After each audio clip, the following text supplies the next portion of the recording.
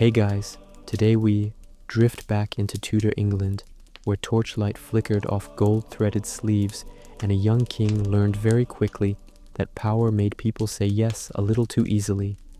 So, before you get comfortable, take a moment to like the video and subscribe, but only if you genuinely enjoy what I do here. Drop a comment with where you're listening from and what your local time is. Now, settle in and get comfortable, and let's ease into today's journey together. Henry VIII entered the 16th century like a walking inheritance, spoiled by power and convinced that destiny owed him applause, and England watched him grow from golden prince into a ruler who treated marriage like a renewable contract.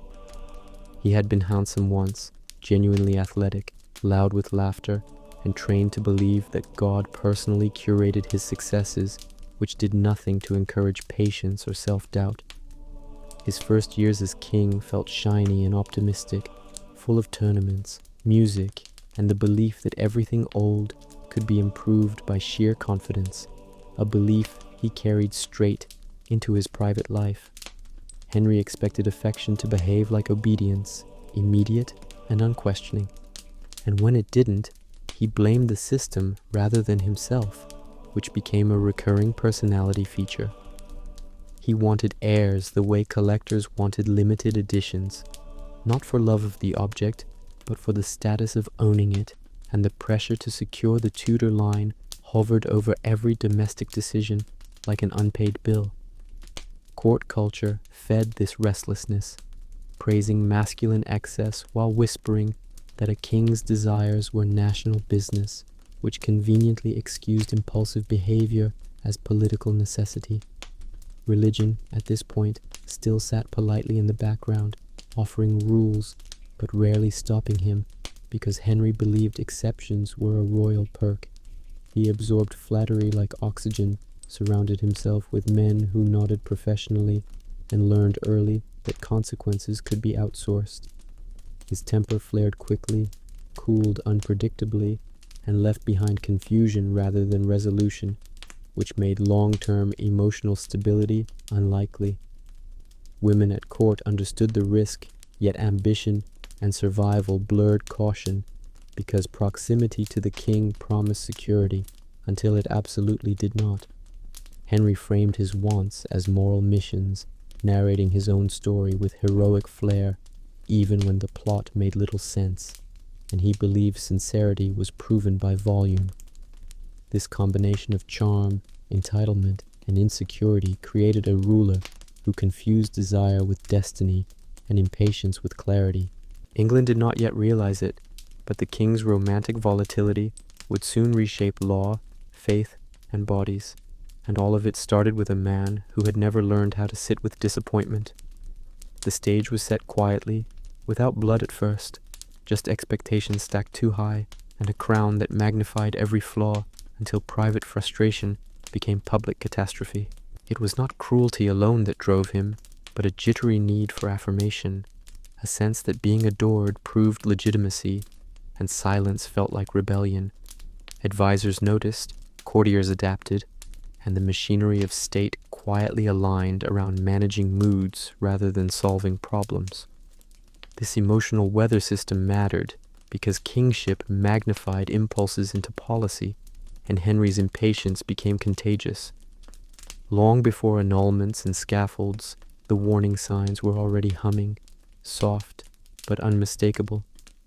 History later pretended surprise, but this was the prologue, written in ego and restlessness, waiting patiently for circumstances to hand it sharper tools, and audiences mistook early charm for harmlessness until consequences arrived with irreversible weight and no refunds ever promised. Catherine of Aragon had arrived in England as a teenager, carrying dynastic expectations heavy enough to bend spines, and she spent decades proving endurance could be mistaken for loyalty. She married Henry's older brother first, survived his early death, then waited in diplomatic limbo while England debated whether her womb came with legal complications, which was not the romantic arc anyone dreams of. When Henry finally married her, the union felt stable, almost reassuring, like a treaty that happened to smile back occasionally. Catherine ruled as queen with quiet authority, educated, devout, fluent in politics, and entirely serious about the role she had trained for since childhood. She governed as regent during war, balanced accounts, and took responsibility seriously, which history tends to reward with footnotes instead of gratitude. The problem was not affection at first, but biology, because pregnancies failed repeatedly, sons died young, and hope drained slowly rather than dramatically. Each loss chipped away at Henry's patience, while Catherine processed grief through prayer and resilience, a mismatch in coping styles that only widened the gap. By the time Mary survived infancy, the court already whispered that one daughter was not enough insurance for a dynasty that still felt new and nervous. Henry's frustration curdled into suspicion, then self-righteous anxiety, and he began scanning scripture for loopholes like someone searching fine print after buyer's remorse. He convinced himself that marrying his brother's widow had offended God, despite years of previous enthusiasm, because reinterpretation arrived conveniently late. Catherine refused to accept this logic, insisting the marriage had been valid, consummation never proven, and conscience unbothered, which made her inconveniently consistent. She appealed to Rome, to precedent, and to common sense, none of which impressed a king who had decided he was being personally inconvenienced by divine timing. The court fractured quietly, alliances shifting with careful politeness, while Catherine held her ground with a dignity that unsettled people who preferred drama to resolve disputes faster. Henry attempted to recast the annulment as a matter of national urgency, though it suspiciously centered on his feelings. Catherine's resistance slowed everything, stretching years into a stalemate that exhausted sympathy without breaking resolve. She lived increasingly isolated, removed from court, denied contact with her daughter, and treated as an obstacle rather than a wife, which felt unnecessarily cruel even by contemporary standards. Still, she refused to yield, signing documents only as queen, not former anything, and maintaining composure that bordered on stubborn heroism. When the marriage was finally dissolved without papal approval, Catherine lost her title but not her certainty, and she died years later, believing herself Henry's only lawful wife. History largely agreed with her quietly, while Henry pretended closure and England pretended the rupture had been inevitable, though it had mostly been impatience dressed as theology. When Rome refused to cooperate, Henry reacted less like a theologian and more like someone discovering that authority had limits, which offended him on a spiritual level. The Pope's hesitation was rooted in European politics, especially Spain's influence through Catherine's nephew, but Henry translated this complexity into a personal slight, because nuance rarely survived contact with his ego. What followed was not an overnight rebellion, but a slow, bureaucratic tantrum, stretched across years of legal maneuvering, scholarly debates, and paperwork weaponized to exhaustion.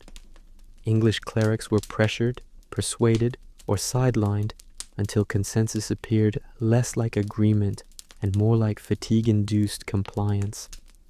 Henry reframed the issue as sovereignty, arguing that England answering to Rome was outdated, inconvenient, and frankly beneath him, which conveniently turned marital frustration into nationalist philosophy. Parliament was pulled into the mess, passing acts that chipped away at papal authority one statute at a time, making the break feel administrative rather than explosive. This gradualism mattered because it allowed people to adjust without fully realizing how radical the shift was until it was irreversible. Thomas Cromwell emerged as the engine behind this transformation, efficient, ruthless, and alarmingly practical, translating Henry's moods into policy with terrifying fluency. Together, they dismantled centuries of religious structure with the confidence of men who believed order could be rebuilt faster than it could collapse. Monasteries were dissolved under accusations of corruption, their wealth redirected to the crown, which felt suspiciously like moral reform paying dividends. Some welcomed the changes, hoping for renewal or relief from clerical excess, while others complied because resistance had become hazardous to one's continued breathing. Henry declared himself supreme head of the Church of England, a title that blended spiritual authority with personal validation, and dissenters were expected to nod enthusiastically. Those who did not, like Thomas More, discovered that conscience had become a liability, not a virtue, and silence was no longer neutral. Executions followed selectively, enough to instruct, but not enough to destabilize, maintaining the illusion of lawful governance. Theologically, Henry remained conservative, keeping rituals, doctrine, and aesthetics largely intact, which confused everyone expecting radical reform. This was not a revolution of belief so much as a relocation of control, shifting the center from Rome to the king's own desk. Ordinary people adapted quietly, attending services that looked familiar but answered to a different authority, while privately wondering how permanent any of this was. The break with Rome solved Henry's immediate problem while creating dozens of new ones, but solutions were measured only by speed, not sustainability. England emerged altered, not liberated, with power centralized more tightly than before, and faith tangled permanently with royal moods. What began as a marital dispute ended as a constitutional earthquake, proving that personal impatience, when crowned, could redraw entire belief systems. Anne Boleyn entered Henry's orbit not as a passive ornament, but as a sharp-edged presence, educated abroad, fluent in courtly performance, and allergic to being treated as temporary entertainment. She had learned continental Polish in France, where conversation mattered and ambition wore perfume instead of armor, and she returned to England noticeably different, which immediately drew attention. Henry noticed her because she refused to collapse into gratitude, a tactic that worked precisely because he was unused to resistance that smiled back. Anne understood timing, withholding, and presentation, turning courtship into a prolonged negotiation rather than a quick transaction, and this delay only intensified Henry's fixation. She demanded marriage, not discretion, a request that landed like a challenge, disguised as morality. Courtiers watched cautiously as Henry rearranged the universe around her, promoting allies, discarding opponents, and recasting national policy with suspicious enthusiasm. Anne's family rose rapidly, benefiting from proximity rather than merit, which earned resentment from older nobility who disliked seeing ambition succeed without apology. She embraced reformist ideas, supported evangelical thinkers, and used patronage strategically, signaling that she intended to influence more than fashion. This made her polarizing, admired by some as progressive and dangerous by others who preferred queens decorative and silent. Anne's wit could charm or wound depending on mood, and she did not always calibrate carefully, a flaw that accumulated enemies quietly. Still, Henry pressed forward, increasingly convinced that Anne represented both personal fulfillment and divine approval, a logic that aged poorly. Their eventual marriage felt less like romance and more like a deadline finally met, rushed into legitimacy, while Europe raised eyebrows. Anne was crowned queen with extravagant ceremony, a public insistence that this new order deserved celebration rather than scrutiny. Yet her pregnancy ended in a daughter, Elizabeth, which landed awkwardly against years of promises about sons and destiny. Henry masked disappointment with optimism, but the court noticed the shift, because royal enthusiasm had a way of broadcasting itself. Anne struggled under expectations she had helped create, balancing political influence with the constant pressure to deliver an heir, while pregnancy losses eroded goodwill. Her assertiveness, once magnetic, now irritated a king whose patience had thinned with age and injury. Advisors recalibrated loyalties subtly, sensing instability and hedging accordingly. Cromwell, once an ally, began calculating alternatives with professional detachment because survival favored flexibility. Anne's position weakened not through one dramatic failure, but through accumulated irritation, missed timing, and a husband who treated affection as conditional. Her rise had been spectacular, but it rested on an assumption that desire equaled permanence, an assumption history rarely rewards. As Henry's attention drifted, Anne's influence narrowed, and the court grew colder, not hostile yet, just observant. The atmosphere shifted from anticipation to evaluation, a dangerous transition for anyone whose power depended on continued fascination rather than institutional security. Henry's affection for Anne cooled not with dramatic confrontation, but with a slow, unmistakable withdrawal, the kind that announces itself through indifference rather than anger. By 1536, his health had worsened, his patience had shrunk, and his expectations had calcified into something rigid and joyless, leaving little room for a wife who still spoke her mind. Anne's miscarriages weighed heavily, not just emotionally, but politically, because they chipped away at the central promise that had justified so much disruption. Henry began to reinterpret her personality traits as defects, recasting intelligence as sharpness and confidence as disrespect, which made annoyance feel morally justified. Court gossip intensified, not because Anne suddenly changed, but because people sensed permission to speak freely again. Cromwell, always attentive to shifts in royal temperature, recognized that Anne had become expendable and began building a case that would satisfy Henry's need for clean exits. Charges of adultery and treason appeared suddenly, but felt suspiciously well organized, involving men whose proximity to the Queen had previously been unremarkable. Evidence was thin, timelines implausible, and confessions obtained under conditions that raised eyebrows even then, but legal standards bent easily when the verdict was pre-selected. Henry distanced himself emotionally, presenting the proceedings as regrettable necessities rather than personal vendettas, which allowed him to preserve a self-image of reluctant justice. Anne was arrested and taken to the Tower of London, a location heavy with symbolism that made innocence feel irrelevant. She responded with a mix of fear, disbelief, and gallows humor, still attempting to navigate a situation that no longer obeyed logic.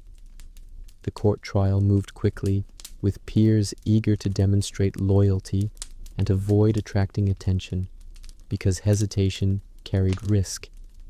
Anne defended herself articulately, denying the accusations and pointing out inconsistencies, but truth had become decorative rather than decisive. The outcome was never in doubt, because Henry required finality more than accuracy. Her marriage was declared invalid, retroactively erasing her status as queen and conveniently rendering Elizabeth illegitimate, another administrative cleanup masquerading as law. Henry did not attend the trial, choosing distance over discomfort, and immediately prepared for his next marriage, signaling emotional closure before physical closure occurred. Anne was condemned and sentenced to death, an escalation that shocked observers despite the era's tolerance for brutality, because queens were rarely dispatched so efficiently. Henry arranged for a skilled swordsman from France, a detail later framed as mercy, though it functioned more as optics management. The speed of events was startling, compressing years of obsession into weeks of disposal, and the court adjusted with unsettling ease. What had once been celebrated as destiny was now filed under mistake, corrected with paperwork and steel. Anne's fall demonstrated that favor at court was not cumulative, and that love, once it stopped being useful, could be reclassified as liability without ceremony. Anne Boleyn's final days unfolded with a strange mix of ceremony and cold efficiency, as though the state wished to appear orderly while discarding a former centerpiece. Confined in the tower, she was moved to quarters that suggested courtesy rather than comfort, a reminder that status lingered awkwardly even when fate was sealed. She spoke often, sometimes nervously, sometimes with clarity that startled her attendants, shifting between disbelief and sharp awareness that survival was no longer on the table. Letters were written, prayers repeated, memories rearranged into something that made sense to live with for a few remaining nights. Henry remained absent, not cruelly visible, just elsewhere, which may have been worse, because distance turned responsibility abstract. The court buzzed with restrained curiosity, people speculating quietly while pretending not to, because attention was dangerous, but silence felt dishonest. On the morning of the execution, crowds gathered early, drawn by habit more than outrage, treating the event like a grim appointment already penciled into civic life. Anne appeared composed, dressed carefully, understanding presentation still mattered, even when outcomes did not. She addressed the audience briefly, refusing to accuse Henry, affirming loyalty, and speaking with a measured dignity that complicated the official narrative. This restraint confused those expecting drama, because repentance or rage would have been easier to categorize. The swordsman carried out his task swiftly, as promised, and the moment ended almost before it registered, leaving a sudden quiet that felt heavier than noise. Her body was buried nearby in an unmarked grave, efficiency extending even into erasure, as though forgetting could be scheduled. Henry married Jane Seymour within days, an overlap that shocked some observers but clarified priorities for anyone still uncertain. Europe reacted with a mixture of fascination and alarm, recognizing that England's queen had been eliminated with alarming speed. Diplomats reported events carefully, aware that commentary required balance when the subject wielded absolute power. Elizabeth, now motherless and officially illegitimate, was removed from the center of attention, her future quietly downgraded without ceremony. Anne's execution achieved its immediate purpose, clearing obstacles and resetting the board, but it left behind unease that never fully dissipated. The precedent mattered because it demonstrated that queenship provided no insulation once favor dissolved. Henry framed the episode as correction rather than cruelty, insisting that justice had been served according to law, even if the law had been stretched creatively. For many, the lesson was not moral, but practical, reinforcing that proximity to power required constant recalibration. Anne's memory lingered uncomfortably, resurfacing in private conversations and careful glances, because her fall had been too abrupt to ignore. The machinery moved on, as it always did, but something in the rhythm had changed, a recognition that affection at court could now end in silence, and blood with equal politeness.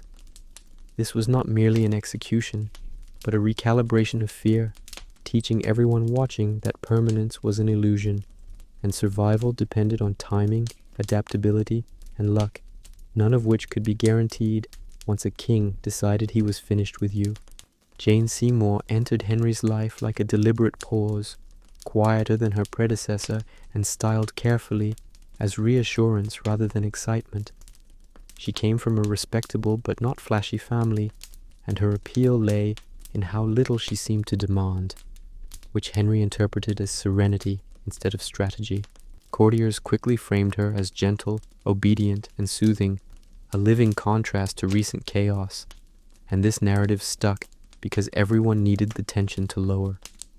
Jane did not publicly challenge Henry, did not lecture, did not sparkle dangerously, and this restraint felt revolutionary simply because it reduced friction. Henry married her less than 2 weeks after Anne's execution, a timeline that suggested grief had been outsourced entirely. Jane's role was immediately defined by one task: produce a son, and she appeared to accept this with the calm efficiency expected of her. She reconciled Henry with his daughter Mary, restoring her legitimacy, an act that earned approval and suggested a softer domestic chapter was possible. Jane avoided religious controversy, aligning herself carefully with conservative sentiment, which minimized conflict during a period when England was still unsettled. Her influence operated quietly, through timing and gentle insistence rather than bold opinion, which made it easier for Henry to listen without feeling challenged. The court adjusted quickly, relieved by the absence of sharp edges, and praised Jane's modesty with enthusiasm that bordered on performance. Pregnancy followed, and with it a sense of collective suspense, because the stakes were now openly acknowledged. Henry hovered anxiously, invested in outcomes, but unwilling to confront the risk embedded in expectations. Jane delivered Edward after a difficult labor, fulfilling the central requirement with exhausting precision, and the court erupted in celebration. Bells rang, gifts were distributed, and Henry's relief was visible because the dynasty finally felt secure. Jane, however, did not recover smoothly, and her health declined rapidly in the days following childbirth. Complications set in, infection followed, and medical intervention remained limited to hope and habit. She died 12 days after giving birth, transforming fulfillment into loss almost immediately.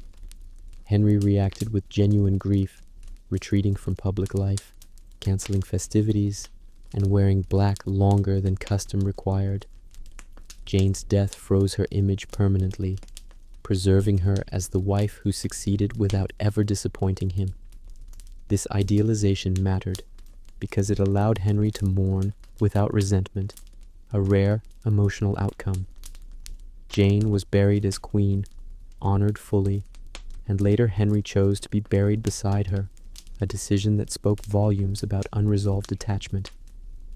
The court processed the event quietly, aware that celebration and mourning had collided uncomfortably.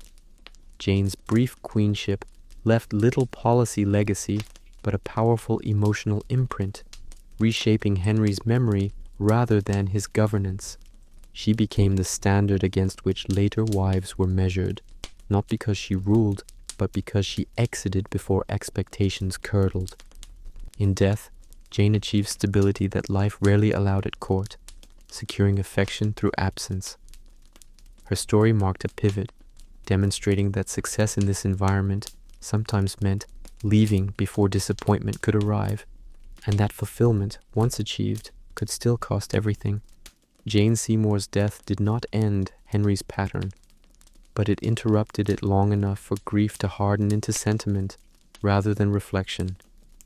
With a male heir secured, the urgency that had driven earlier decisions softened, though his temperament remained restless and his court continued orbiting his needs. Edward's birth stabilized succession, but not governance, because Henry still required alliances, reassurance, and distraction, especially as age and injury began to limit physical indulgences that once burned off frustration.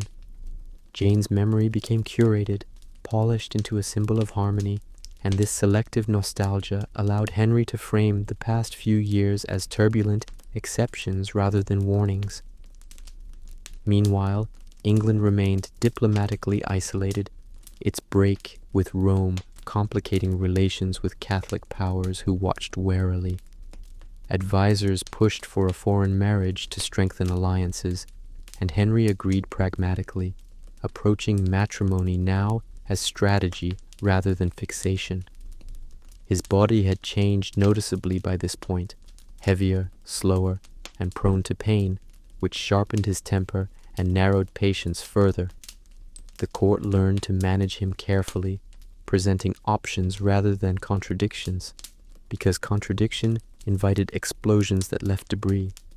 Edward was doted upon obsessively, surrounded by protection and ceremony, his existence reassuring yet fragile, a living reminder that the dynasty still depended on survival rather than sentiment.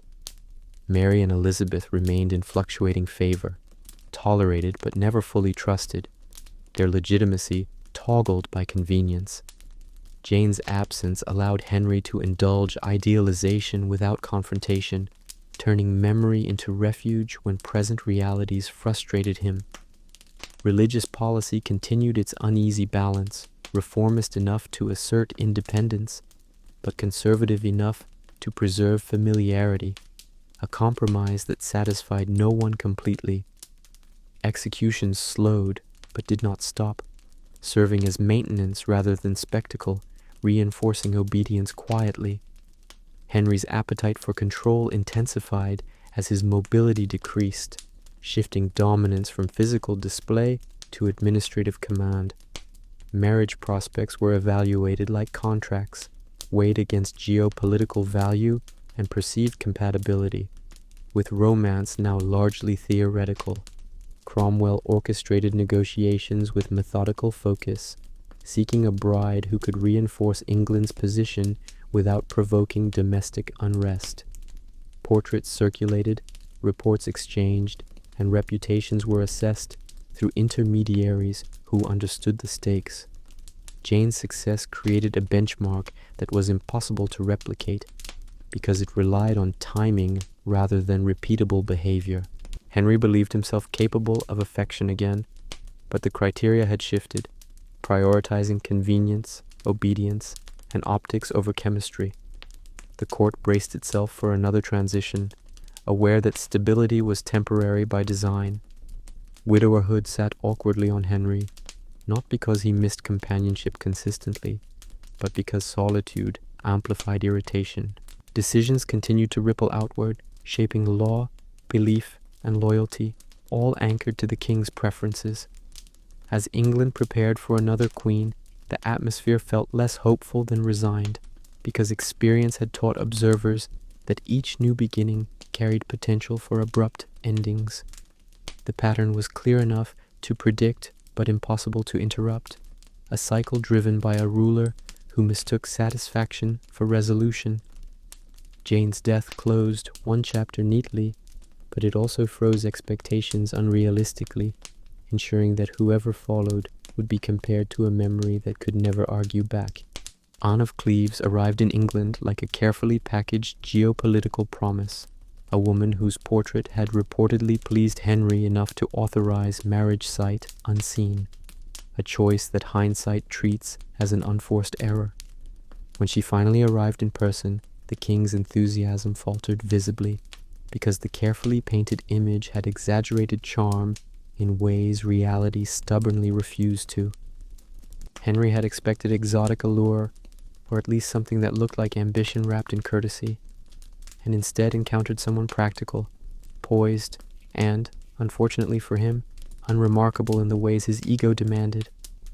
Anne handled the situation with composure, recognizing that English royal temper was notoriously unstable, and she avoided confrontation, smiling politely while adjusting to her awkward new environment.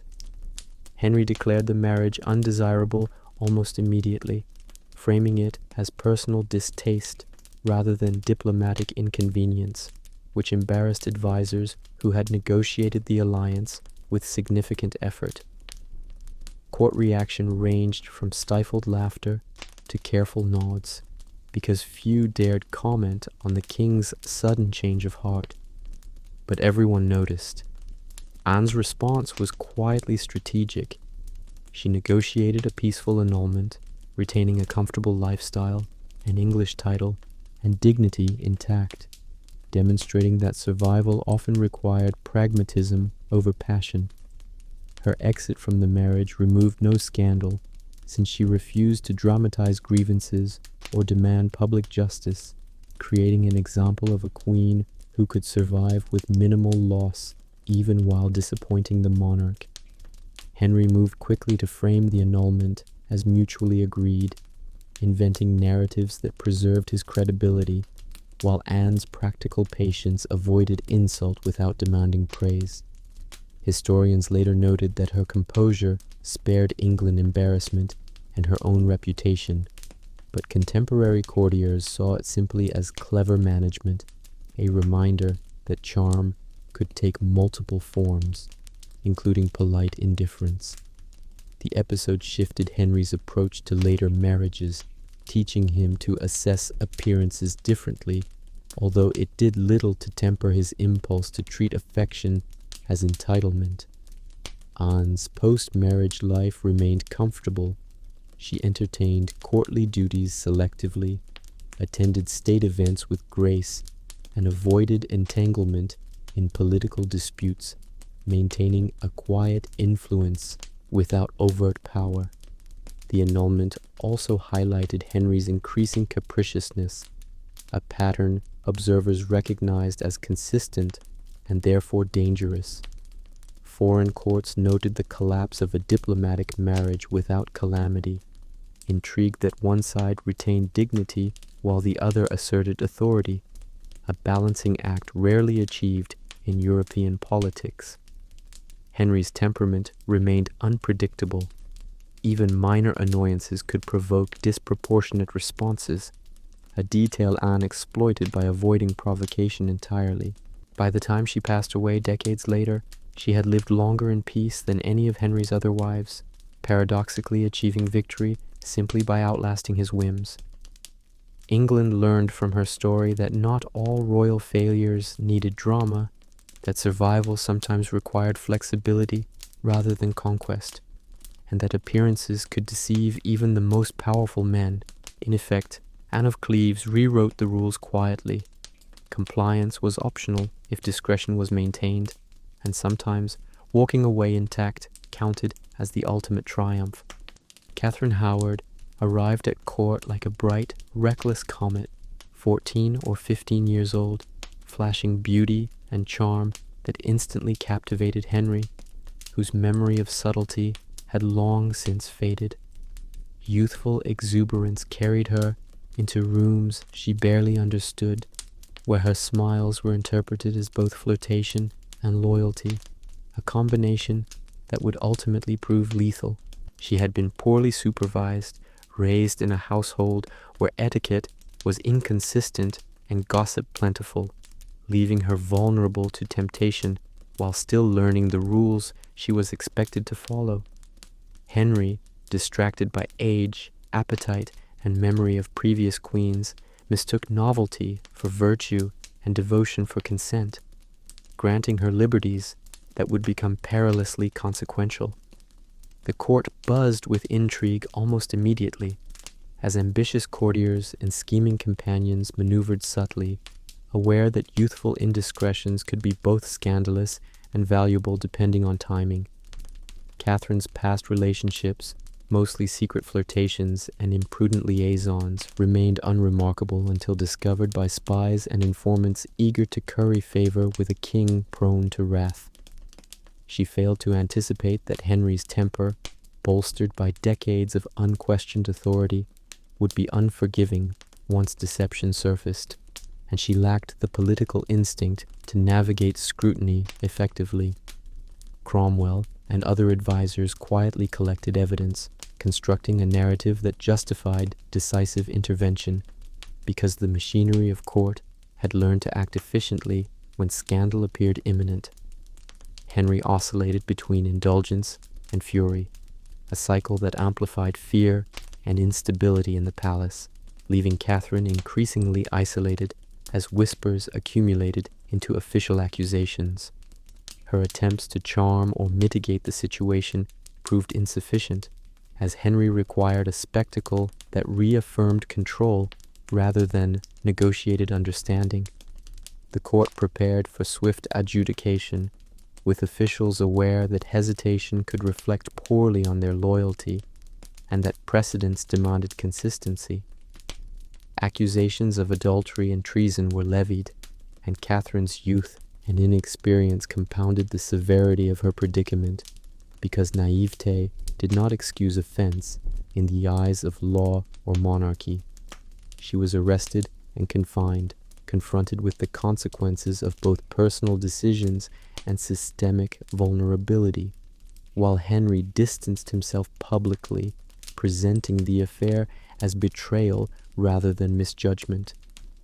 The trial that followed treated her history as both evidence and lesson, demonstrating that personal conduct in the court was inseparable from survival, and that charm alone could not protect from institutionalized authority. Catherine's position deteriorated rapidly, transitioning from favored queen to convicted criminal almost without warning, highlighting the perils of youthful missteps against the backdrop of unyielding monarchy. The story circulated among courtiers as cautionary, emphasizing that appearance, attractiveness, or novelty offered no immunity from legal or royal reprisal. Her fate underscored the court's brutal efficiency and Henry's relentless enforcement of hierarchical expectations, revealing how personal whim, morality, and political expediency could merge into lethal outcomes for anyone miscalculating risk. By the time proceedings concluded, Catherine's future was sealed, illustrating the lethal intersection of youth, desire, and unchecked power in Tudor England. Catherine Howard's secrets surfaced with brutal swiftness, proving that even a queen's charm could not outrun scrutiny when the machinery of court decided to act.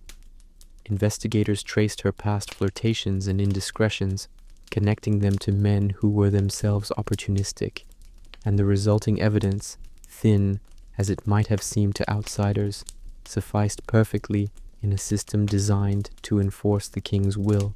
Henry, now older and considerably heavier, processed betrayal differently than passion, interpreting youthful misjudgment as both insult and threat to authority, a combination that demanded swift correction. The trial proceeded with formal detachment, witnesses called to confirm behavior that was more embarrassing than treasonous, yet the result was predetermined. Execution was the statement Henry wanted, and precedent suggested that hesitation would be read as weakness. Catherine, naive and overwhelmed, could not navigate the political calculus that had entrapped her. She faltered under interrogation, her inexperience magnifying the severity of minor mistakes. The court watched silently, understanding that survival required alignment with authority above sentiment, and even sympathetic nobles kept distance, knowing curiosity carried risk.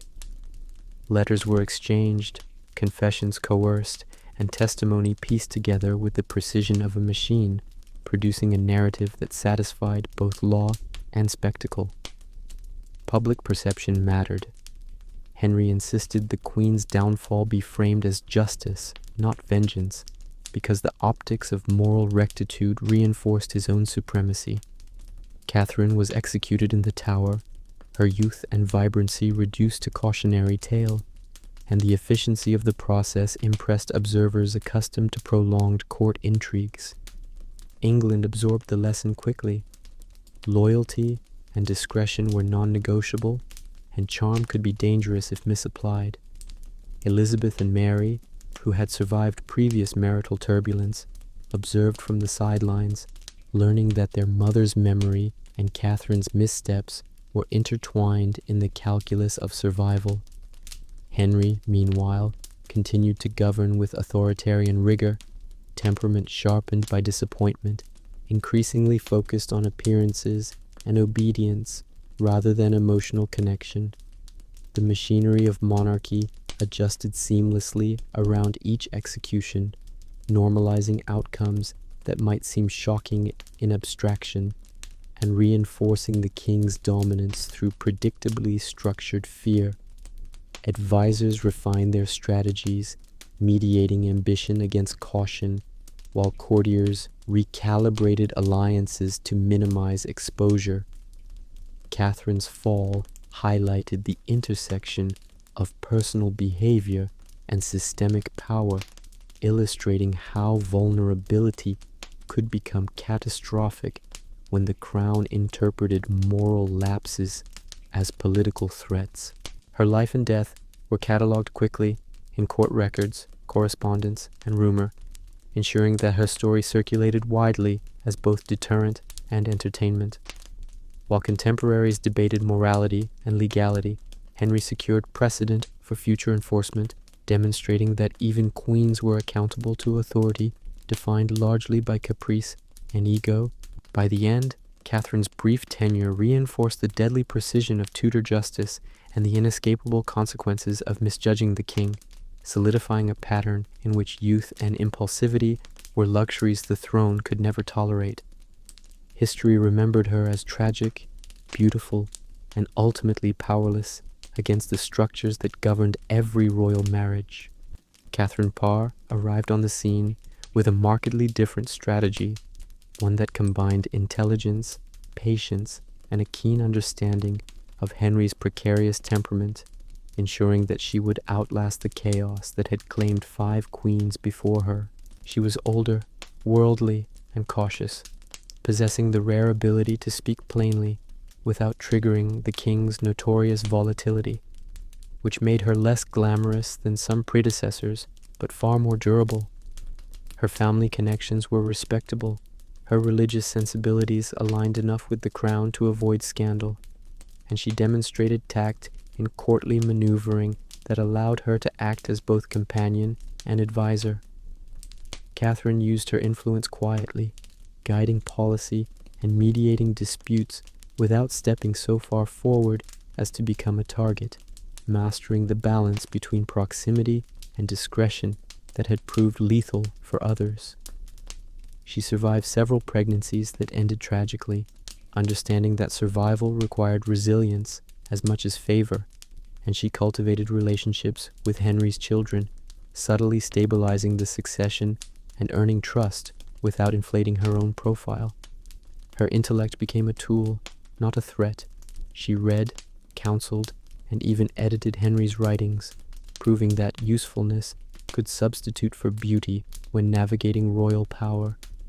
Catherine managed Henry's temper with careful timing, giving praise and attention selectively, avoiding confrontation unless necessary, and ensuring that her presence remained agreeable rather than provocative.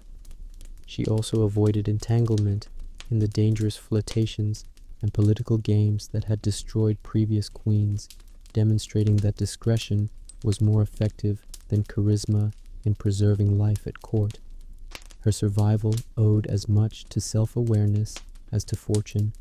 She outlived Henry by nearly 2 years, escaping both scandal and execution, a remarkable feat in a context that had punished ambition, youth, and defiance harshly. Beyond survival, she strengthened the family dynamic, encouraged reconciliation among the king's children, and subtly influenced religious and political discussions without appearing overtly domineering, a subtle power that left lasting impressions long after her death. Catherine Parr's life as queen illustrated the value of strategy, patience, and emotional intelligence in a court designed to punish error brutally. Her story was recorded with admiration by contemporaries and historians alike, who noted that while she lacked dramatic flair, her accomplishments lay in endurance, negotiation, and the cultivation of safety without surrendering dignity. She embodied the lesson that not every queen needed to captivate through spectacle or scandal. Sometimes the quiet, cautious, and competent would outlast brilliance and impulsivity. Catherine's death in 1548 ended the final chapter of Henry's marital saga, leaving the king's legacy intertwined with the fates of 6 women whose lives ranged from heroic endurance to tragic miscalculations. She remained a reminder that in a court where whims equaled law, survival demanded intelligence, patience, and the humility to navigate a world ruled by ego, excess, and relentless expectation. Her tenure closed the cycle, proving that even in a monarchy defined by volatility, careful planning and prudent behavior could secure life, influence, and memory in ways more enduring than passion or beauty alone. In the end, she achieved what all previous wives could not: to live, influence, and leave a quiet, respected legacy amid chaos. Beneath the polished great halls and dramatically flapping banners of medieval castles, there had existed something far less glamorous: tunnels, dug in stubborn secrecy, as if the entire aristocracy had quietly agreed that paranoia was a lifestyle choice. These passages were not decorative flourishes dreamed up by bored architects. They were practical, claustrophobic arteries carved through earth and stone, usually because someone in charge assumed, correctly, that eventually another someone would try to kill them. The medieval castle, for all its turrets and fairy tale branding, was essentially a very expensive anxiety bunker. Lords commissioned hidden corridors beneath kitchens, chapels, and keeps, often without telling more than a handful of trusted retainers. The logic was simple.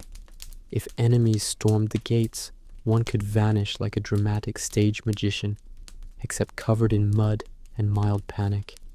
Some tunnels led to nearby forests, others to rivers where small boats waited discreetly because nothing said noble dignity quite like scrambling into a skiff at midnight while the drawbridge burned behind you. Construction varied wildly.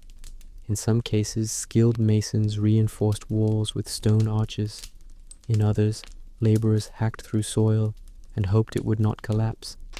Engineering standards were, generously speaking, flexible. Ventilation shafts were sometimes included, though often as an afterthought, which meant certain tunnels smelled like damp regret. Yet these subterranean routes were not merely escape hatches. They functioned as covert supply lines during sieges, allowing food, messages, or spies to slip in and out, while attackers confidently believed starvation was imminent. Medieval warfare had been a slow, grinding affair, and tunnels turned the waiting game into something slightly less predictable. Chroniclers occasionally mentioned secret ways, though they avoided detailed maps, perhaps wisely. Knowledge equaled leverage, and leverage in a feudal court was basically currency.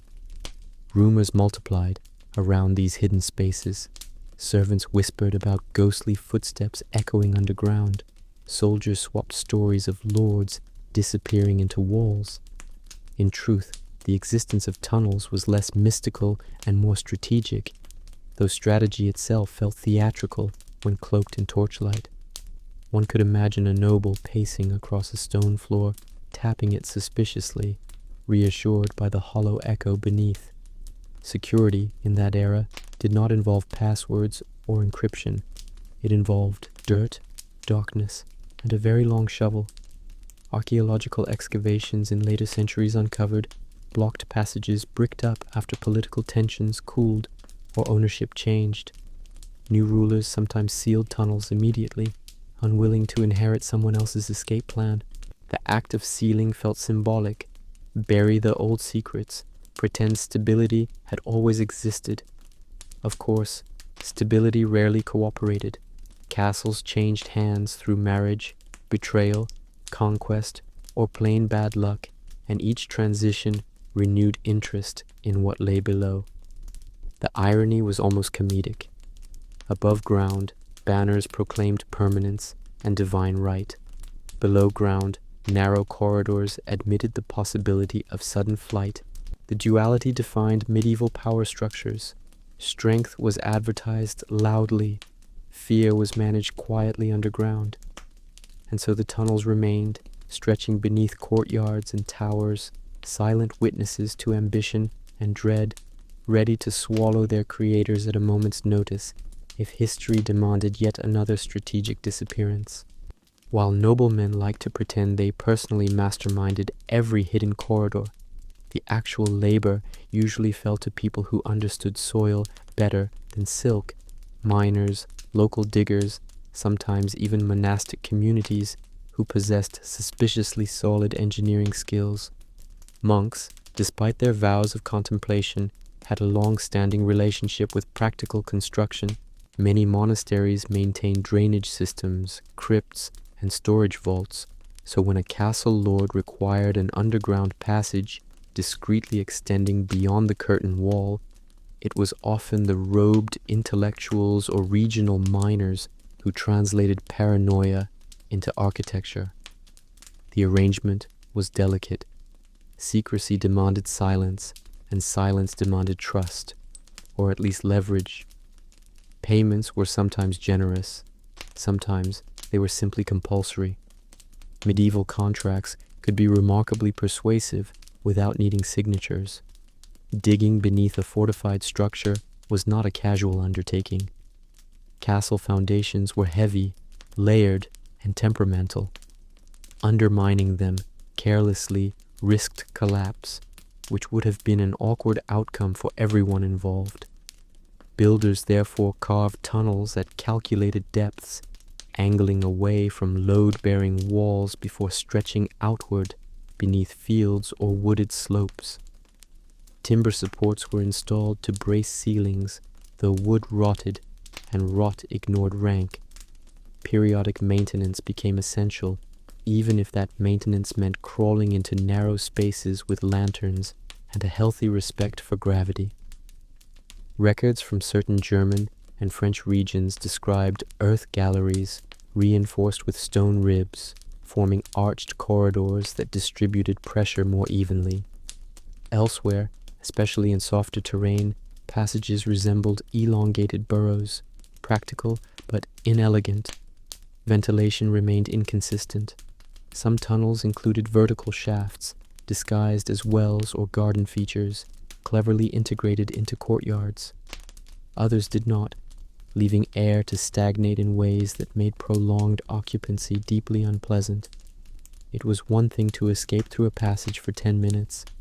It was quite another to linger there while waiting for invaders to lose interest. Water posed its own challenge. Medieval castles were often situated on elevated ground for defense, yet groundwater and seasonal rain still seeped downward. Builders installed crude drainage channels along floors, but these frequently clogged. Mud accumulated. The underground environment did not care about royal intentions. Even so, the determination to create hidden routes persisted. In parts of Scotland and Ireland, souterrains, underground passages predating many stone castles, were repurposed or extended to serve defensive functions. In Central Europe, certain fortifications featured postern gates connected to subterranean corridors, enabling discreet movement of messengers during conflict. The concept repeated across cultures because the logic remained universal. If one built something imposing, one also prepared for its breach. There was something almost philosophical about that dual construction. Above ground, masons shaped battlements to project confidence. Below ground, different hands shaped tunnels that quietly acknowledged vulnerability. The collaboration between lords, clergy, and laborers revealed a layered society cooperating under shared anxiety. These passages were not romantic relics. They were products of calculation, sweat, and the uncomfortable awareness that walls, however thick, were never invincible. And so the earth beneath medieval castles became structured, measured, and reinforced, not out of whimsy, but out of a disciplined acceptance that survival sometimes required disappearing into carefully engineered darkness. Not every descent into those corridors had involved warfare or engineering diagrams. Sometimes the motive had been far more personal, and therefore far more complicated. Castles were crowded ecosystems where privacy was rare and observation constant. Servants moved through chambers at all hours, guards rotated posts, and family members monitored one another with the intensity of people who understood inheritance law too well. In that atmosphere, a hidden passage offered opportunity. Letters passed through narrow corridors when formal diplomacy would have been intercepted. Forbidden meetings occurred beyond the reach of torchlight in the great hall. Chroniclers occasionally hinted at discreet night walks, though they avoided detail, perhaps out of caution or politeness. The tunnels became instruments of quiet rebellion within structures designed for surveillance. Smuggling also found its way underground. During peacetime, certain lords levied taxes enthusiastically, and not everyone appreciated the enthusiasm. Merchants and household staff sometimes used concealed routes to bypass official checkpoints, moving small but valuable goods, wine, spices, coin, without attracting notice. It did not require grand conspiracies. It required a passage, timing, and mutual understanding. In coastal castles, corridors occasionally connected to concealed inlets, enabling discreet trade beyond regulated docks. Officially, such routes were strategic assets. Unofficially, they created alternative economies under stone ceilings. These activities were risky. Discovery could lead to punishment, ranging from fines to imprisonment. Yet the tunnels tempted people precisely because they existed. Architecture shaped behavior. When a structure provided secrecy, secrecy would be used. Human nature rarely resisted convenience. Political intrigue followed a similar pattern. Rival factions within a household, yes, even within the same family, sought advantage wherever possible.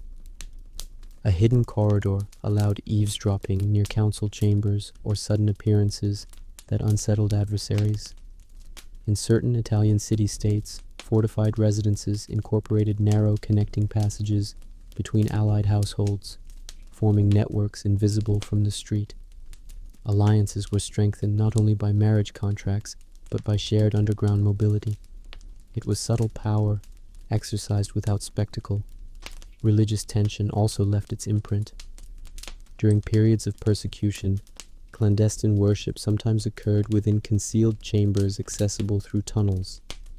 These spaces, modest and dim, contrasted sharply with the ornate chapels above. They embodied caution rather than grandeur.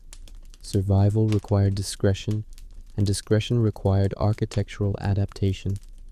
What began as a defensive feature evolved into a social tool. The earth beneath castles absorbed secrets of affection, ambition, profit, and faith. None of this appeared in triumphant tapestries or celebratory chronicles. Public memory favored battles and coronations. The quieter stories remained, literally buried, carried in whispers that rarely survived documentation. Archaeologists later uncovered small objects, broken jewelry clasps, fragments of pottery, stray coins, lodged in collapsed sections of passage. Each artifact suggested presence, intention, perhaps haste. The tunnels were not inert voids. They were stages for decisions made outside formal authority. In that darkness, hierarchy blurred slightly.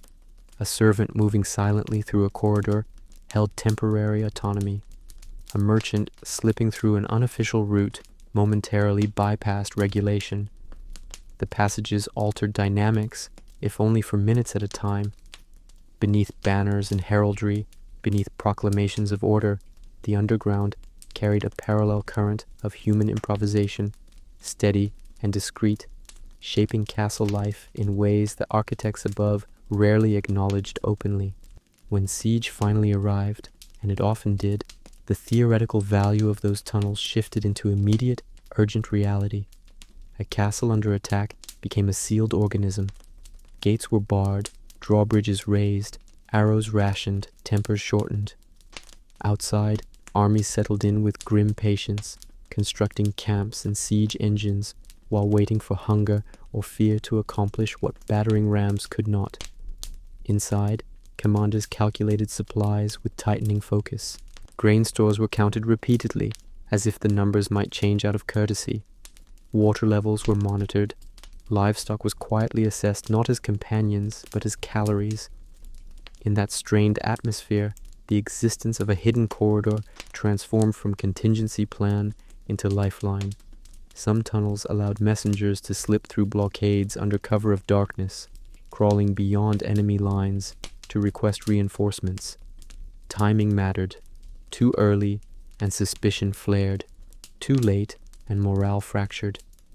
The journey itself demanded discipline. A single misstep, noise, light, hesitation, could expose the route and doom the garrison.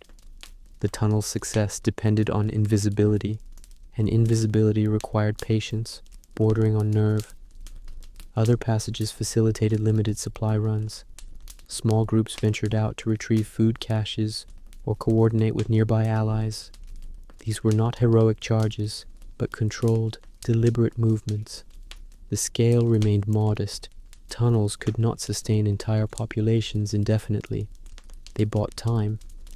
In warfare, measured by endurance, time equaled leverage.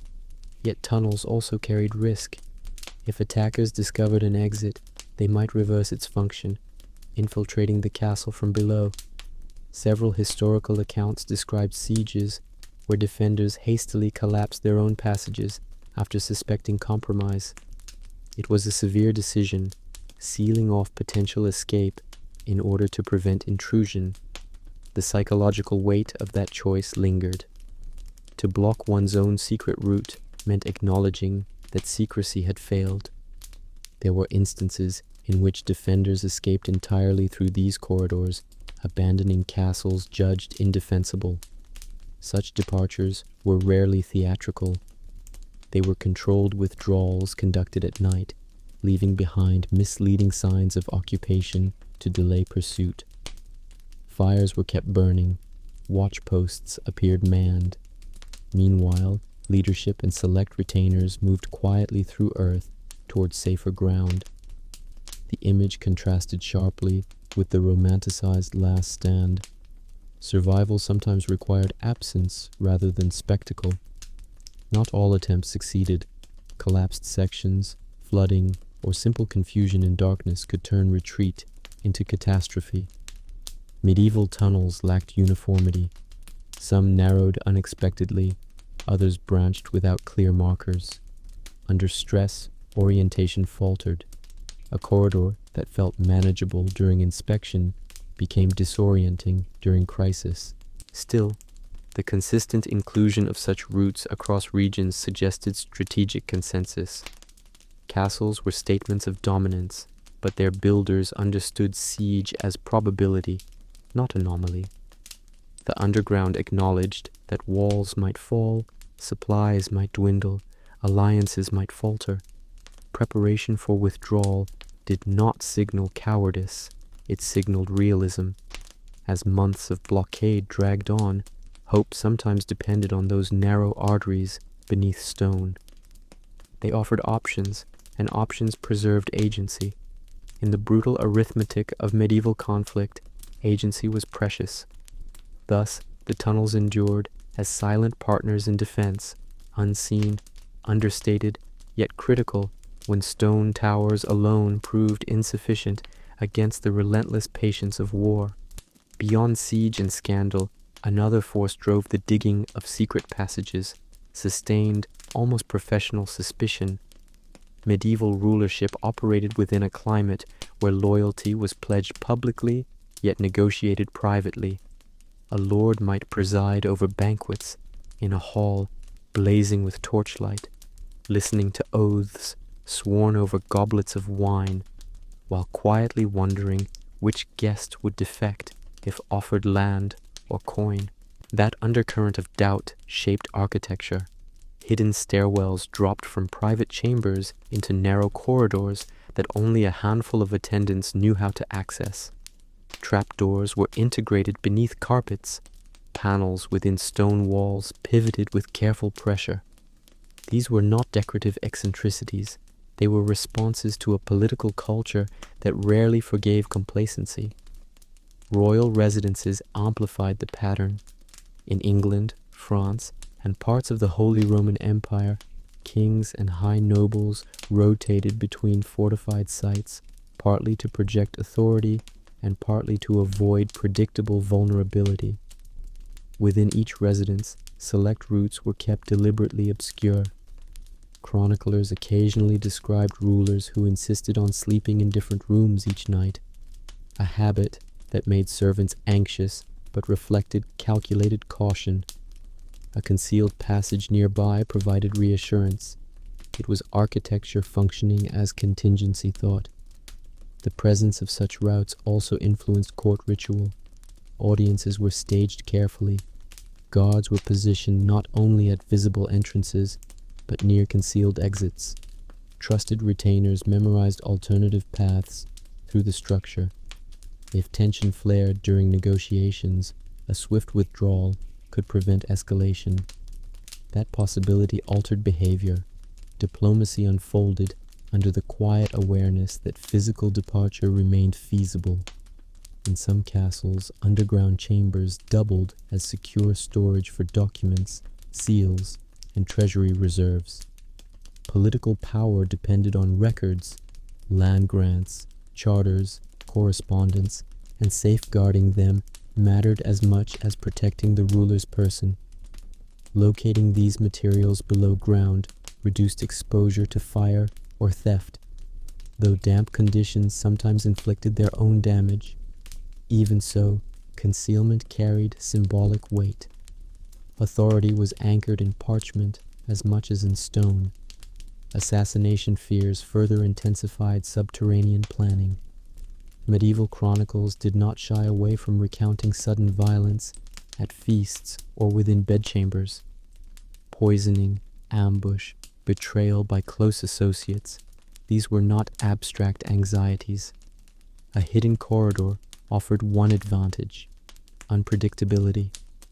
If an attacker misjudged a chamber's layout, the intended victim might vanish through a route unknown to the aggressor. That possibility complicated hostile schemes.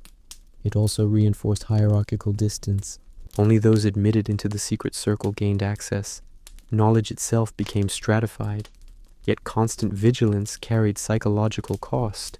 Living above a network of escape routes meant acknowledging fragility daily. Power projected permanence, but its holders invested in pathways designed for rapid disappearance. The contradiction did not go unnoticed by observers. Some contemporary writers hinted at rulers who seemed unable to rest, always attuned to faint sounds, always mapping exits in their minds. The tunnels embodied that restlessness in physical form. Over time, as dynasties shifted and threats evolved, certain passages were forgotten, their mechanisms stiffening, their entrances concealed by renovation. But the impulse that created them, preparedness rooted in distrust, remained characteristic of the era. Medieval governance was not naive. It anticipated reversal. Beneath ceremonial floors and beneath carved heraldry, narrow corridors persisted as reminders that authority thrived only so long as it adapted, and adaptation often meant planning for one's own sudden retreat through darkness. Despite all the planning, tales, and architectural ingenuity, life underground rarely matched the grandeur imagined by its designers. Dungeons, oubliettes, and tunnels shared one inescapable truth: they were damp, cold, and endlessly stubborn. Chronicles describe air thick with mildew, dripping ceilings, and floors that resisted even the most careful step. The smell alone, earth, mold, and sometimes less definable decay, left an indelible mark on anyone who spent time below, whether prisoner, soldier, or curious noble. Expectations of heroism or secrecy often collided with the less glamorous realities of subterranean existence. Torches illuminated roughly cut walls, casting long, jittering shadows that gave every corridor a deceptive length. Passageways narrowed unexpectedly, forcing one to stoop or crawl, reminding even experienced occupants that discretion came with discomfort. And yet, these spaces carried immense psychological power. Being underground instilled a peculiar blend of caution and control. A prisoner, confined to a low-ceiling cell, realized that every sound might betray movement elsewhere in the complex. A guard traversing a service tunnel felt authority amplified by the knowledge that the castle above remained ignorant of exact position. Even nobles, who occasionally inspected their hidden corridors, experienced subtle humility. Earth did not respect rank. In certain regions, the tunnels extended beneath multiple wings, forming interconnected networks that bordered on labyrinthine. Medieval architects were inconsistent. Some routes allowed for swift escape, others ended abruptly, filled with rubble or looped confusingly, which may have been intentional. Misjudgment underground could be dangerous. Accidents occurred more often than battles in these confined spaces. Collapses, minor floods, and encounters with vermin were commonplace. Rats and insects thrived in the darkness, sharing corridors with humans in uncomfortable proximity. Water seeped through joints in stone or timber supports, sometimes forming puddles deep enough to soak boots. Air circulation remained uneven, creating pockets of suffocating warmth or chilling drafts. The lived reality rarely matched the mythologized idea of a secure, hidden realm. Yet imagination persisted. Chroniclers and later historians infused tunnels with drama. Legends spoke of apparitions, secret councils, and miraculous escapes, often blurring with actual events. The contrast between story and reality was striking. A corridor intended to protect could easily become a trap if misused or neglected. Despite their physical limitations, these underground spaces played essential functional roles. Food storage, temporary refuge, clandestine movement, and supply routes all benefited from careful excavation. Even if damp and uncomfortable, the tunnels extended strategic options, especially during crises when above-ground structures proved vulnerable. Over time, certain passages fell into disuse or were deliberately sealed. Successive generations sometimes forgot layouts entirely, leaving archaeologists centuries later to reconstruct purposes from fragmentary evidence.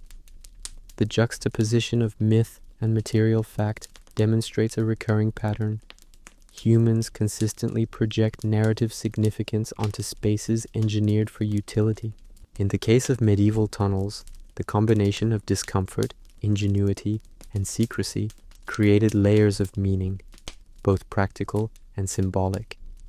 Though many corridors ultimately decayed, the stories they inspired endured, reminding future observers that beneath every statement of power lay a quiet acknowledgement of vulnerability, executed in mud, stone, and meticulous foresight.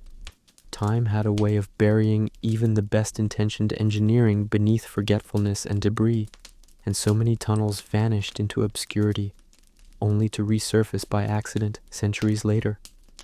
Farmers plowing fields above old castle grounds sometimes struck stone walls, triggering curiosity that led to the rediscovery of long-lost corridors. Builders renovating keeps occasionally stumbled upon bricked-up entrances, hidden beneath worn tapestries or beneath flooring that had been replaced multiple times. Archaeologists later pieced together fragments of stairways, ventilation shafts, and narrow galleries, reconstructing not only the physical dimensions, but the social logic that had produced them. The rediscoveries were unevenly thrilling. Some passages revealed sophisticated design, arches reinforced with cut stone, cleverly disguised exits, cleverly angled shafts for airflow. Others were crude and chaotic, evidence of laborers improvising under the pressures of secrecy and urgency. Human traces remained: soot from ancient torches, scratched initials, fragments of pottery or coins, sometimes even discarded tools. Each artifact spoke to the ordinary people who had moved through these spaces as much as to the lords and ladies who commissioned them. Rediscovered tunnels forced historians to reconsider assumptions about medieval life. The existence of concealed routes demonstrated that castles were not only military installations or status symbols. They were dynamic, adaptable environments responding to human unpredictability. They accommodated fear, ingenuity, secret desire, and necessity simultaneously. In some cases, entire networks connected multiple structures, suggesting collaboration among different households or allied nobles. The tunnels were not isolated engineering experiments, but integrated systems reflecting regional politics, trade considerations, and personal security. Rediscovery also prompted reflection on perception versus reality. Visitors in the modern era often expected grandiose spectacle, sweeping corridors, hidden treasure, dramatic escape routes. What emerged was more modest, often cramped and uncomfortable, yet still remarkable in terms of foresight and labor investment. The contrast reinforced an important lesson. Human ambition frequently manifests as quiet, deliberate work rather than visible grandeur. Rediscovery also created new myths. Local folklore absorbed these finds, generating tales of ghosts, secret kings, and lost armies. The imagination of communities interacted with material evidence, producing layered narratives in which the past continued to influence perception. Curiosity extended beyond archaeology. Writers, filmmakers, and artists drew on these spaces as settings for intrigue, suspense, and exploration, transforming functional tunnels into cultural symbols. In some instances, previously sealed passages were open to tourists, allowing direct experience of historical spatial logic. Visitors moved carefully through low-ceilinged corridors, sometimes glimpsing features that reflected original engineering solutions: discrete drainage, subtle supports, angled junctions. Every step offered a tangible connection to human ingenuity, anxiety, and adaptability. These rediscoveries also revealed patterns of continuity and change. Certain solutions proved durable: stone reinforcement, ventilation shafts, while others, like timber supports or mud brick fill, deteriorated rapidly. The tension between permanence and decay mirrored broader historical processes. The desire to control space confronted the inevitability of entropy, yet rediscovery affirmed that even temporary measures could leave enduring marks. The tunnels, long silent, reasserted their presence not merely as curiosity, but as historical witnesses, communicating across centuries the priorities, fears, and resourcefulness of those who had first carved their path through darkness.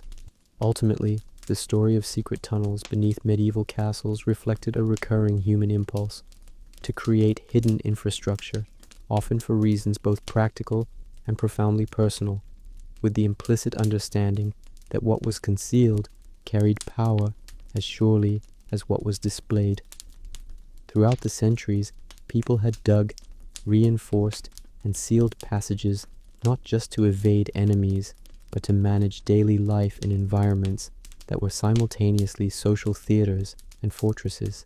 The tunnels bore witness to fear, ambition, and ingenuity, and they endured because humans consistently prioritized preparation for contingencies that might never occur. Lords and ladies retreated through these subterranean arteries. Servants used them for errands and mischief, and entire networks allowed communication, trade, and escape that otherwise would have been impossible under siege or scrutiny. Archaeological excavations, accidental rediscoveries, and historical documents all contributed to a layered understanding of these spaces, revealing that what might appear as eccentricity or paranoia was often meticulous problem-solving. The underground corridors became a canvas for both survival and subtle negotiation of social hierarchies, demonstrating that power was not solely projected through visible authority, but also managed quietly, strategically, beneath floors and behind walls. The physicality of these tunnels, the cold stone, uneven ceilings, and occasional flooding, reminded occupants that strategy required tolerance of discomfort. Comfort was secondary to flexibility and security, and human behavior adjusted accordingly. Ventilation shafts, concealed exits, and reinforced arches were not ornamental. They were manifestations of a practical, anticipatory mindset that regarded each corridor as a potential lifeline. Over time, as castles were abandoned, renovated, or repurposed, some tunnels were forgotten entirely, their entrances concealed beneath rubble, floors, or overgrowth. Yet the impulse to dig, to create a space where secrecy was possible, persisted in human culture. Rediscovery, centuries later, revealed not only construction techniques, but also patterns of behavior, demonstrating that fear, ingenuity, and social negotiation were as important as military tactics. The tunnels, once private, now served as historical touchstones illustrating the constant tension between visibility and concealment, control and vulnerability. From their original excavation to their later uncovering, these passages reflected the balance between planning for the worst and living with the best that one could achieve above ground. They showed that human creativity flourishes when necessity demands discretion, that strategy often hides in narrow, uncomfortable spaces, and that the mundane labor of digging can carry implications far beyond its immediate purpose. In the end, medieval secret tunnels were not merely architectural curiosities. They were enduring reminders that beneath the grandeur of castles lay complex, functional responses to human fear, ambition, and desire for autonomy. They revealed a world where survival and social dynamics were intertwined, and where quiet innovation under the surface sustained lives and legacies in ways that above-ground ceremonies could never fully accomplish. For anyone wandering through these rediscovered corridors today, the sensation is palpable. The past is close, compacted into every stone and beam, a silent witness to centuries of careful planning, human cunning, and the eternal habit of creating hidden paths for reasons both mundane and extraordinary.